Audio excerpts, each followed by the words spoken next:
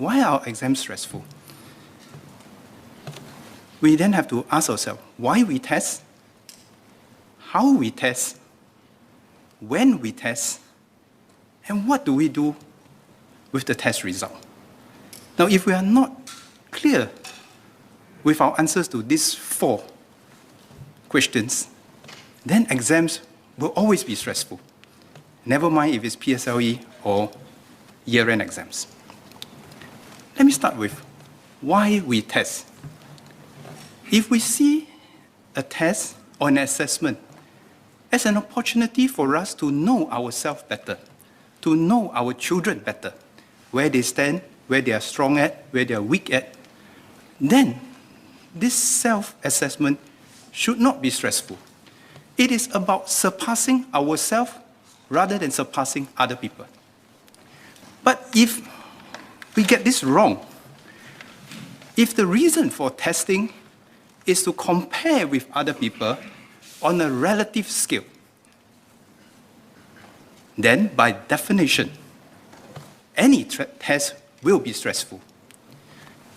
If that is to sort people out according to their different abilities with serious consequences in their careers, pathways, then it will be stressful. So the first point I want to make is this.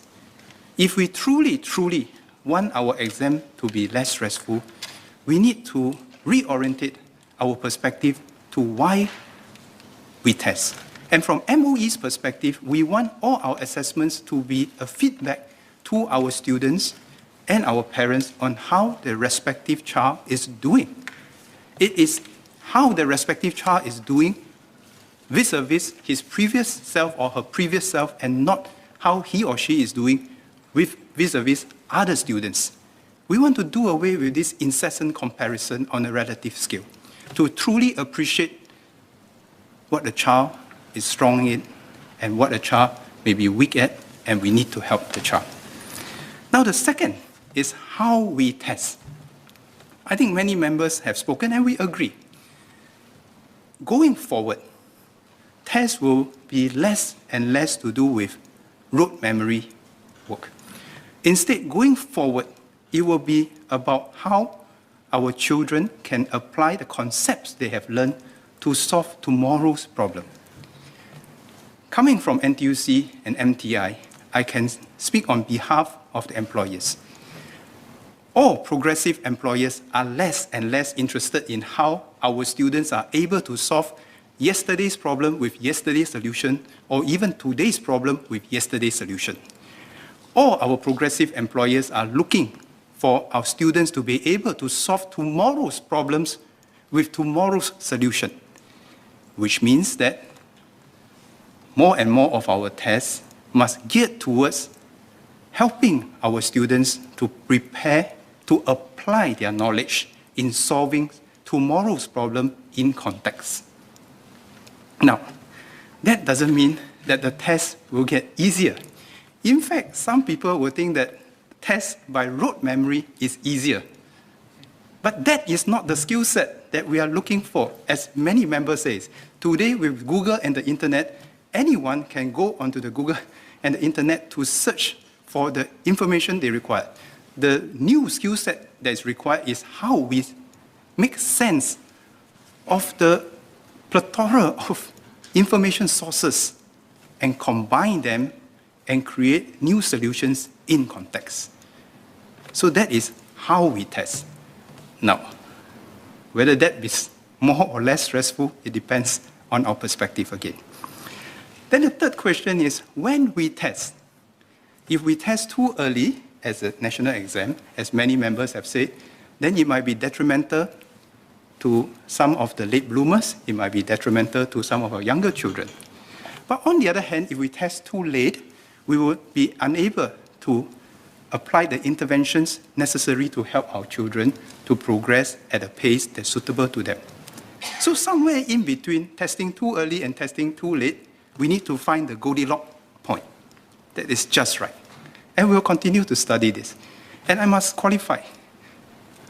Given the diversity of our learners, it's very hard to say that there is just one point for everyone.